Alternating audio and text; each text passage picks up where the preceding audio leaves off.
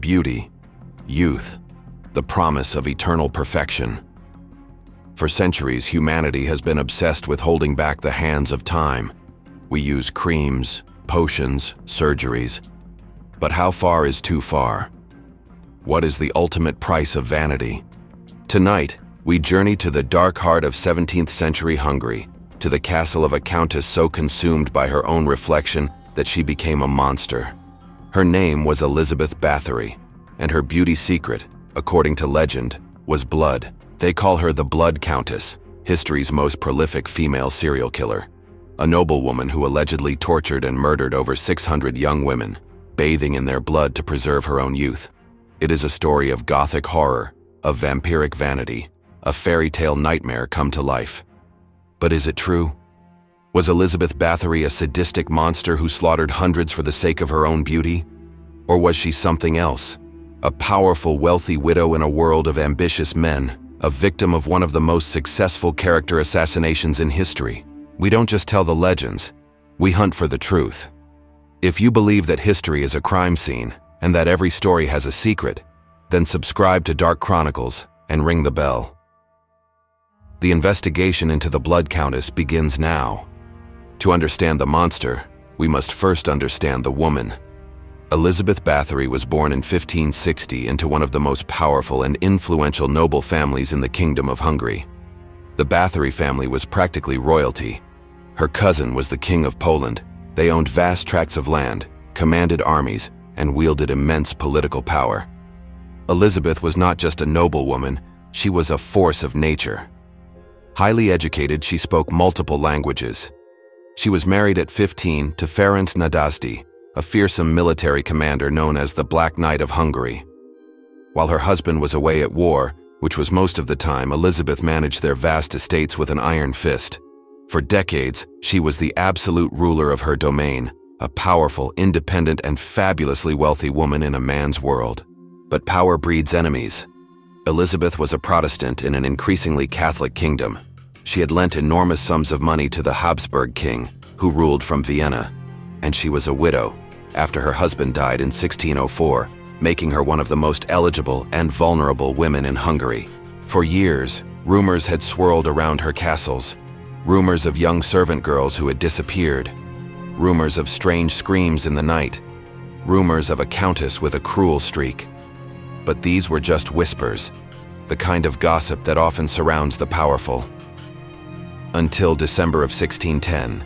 On the night of December 29, 1610, Count György Thurzó, the Palatine of Hungary, led a raid on Chaktice Castle, one of Elizabeth's main residences.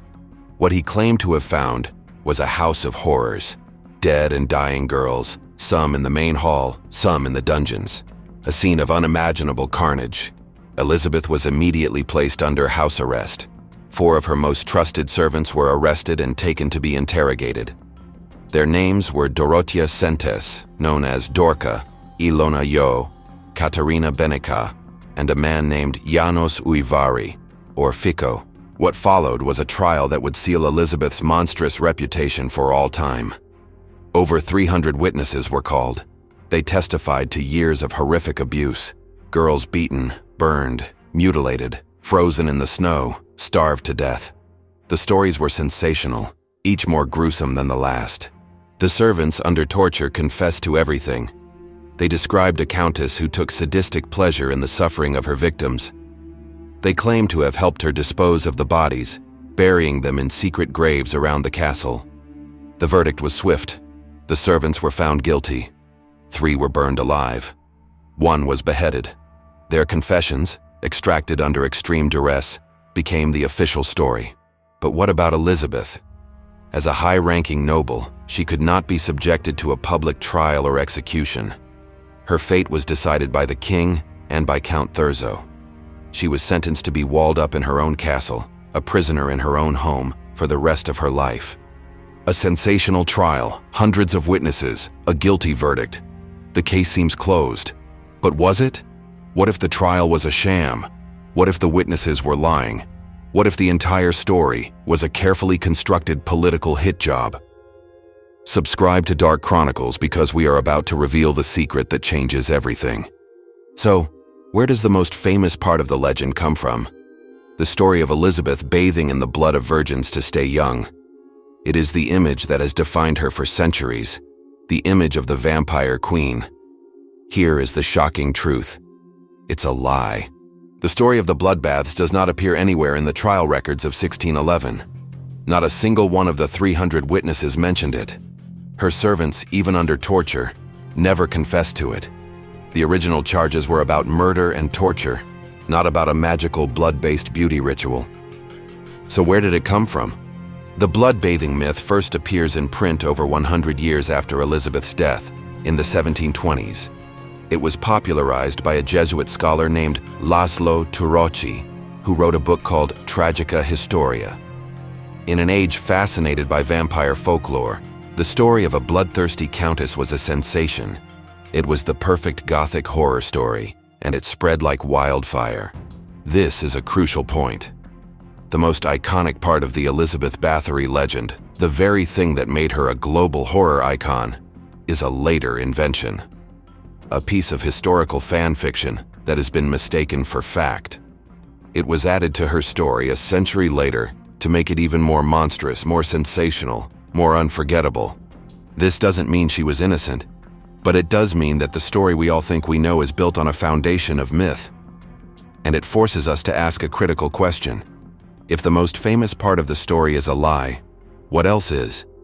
Let's look at the case against Elizabeth Bathory not as a horror story, but as a political move. And when you do, the official narrative starts to fall apart. First, the motive. Elizabeth was one of the wealthiest people in Hungary. The Habsburg king, Matthias II, owed her a colossal sum of money. A debt so large, it was a threat to the royal treasury. With Elizabeth convicted of a monstrous crime, that debt would be conveniently erased. Her vast estates could be seized and redistributed among her political rivals. Second, the investigator. Count György Thurzo, the man who led the arrest, was not a neutral party. He was a political rival of the Bathory family. He stood to gain immense power and influence by taking Elizabeth down.